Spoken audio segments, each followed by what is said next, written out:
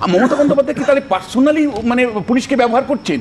এই জায়গাটা কিন্তু একটা ভয়ের জায়গা, কারণ পার্সোনালি যদি আপনি পুলিশকে ব্যবহার করেন মানে আপনার ইগোর জন্য, তাহলে কিন্তু বলবো যে আমাদের এনার্কি আসা বা মানে আফ্রিকার মতো সংবিধানের 19 নম্বর ধারায় পরিষ্কার করে যে অধিকারগুলো দেওয়া আছে একজন বিদেশি নাগরিকের কেউ দেওয়া আছে, যে কোনো মানে লফুলি যে কোনো লোকের সাথে মিশতে পারে।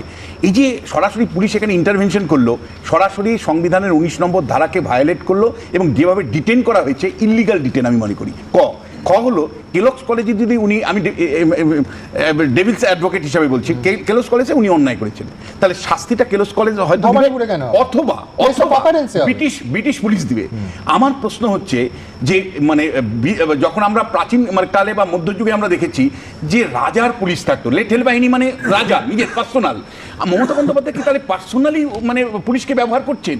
এই জায়গাটা কিন্তু একটা ভয়ের জায়গা, কারণ পার্সোনালি যদি আপনি পুলিশকে ব্যবহার করেন মানে আপনার ইগোর জন্য, তাহলে কিন্তু বলবো যে আমাদের এনার্কি আসা বা মানে আফ্রিকার মতো আসা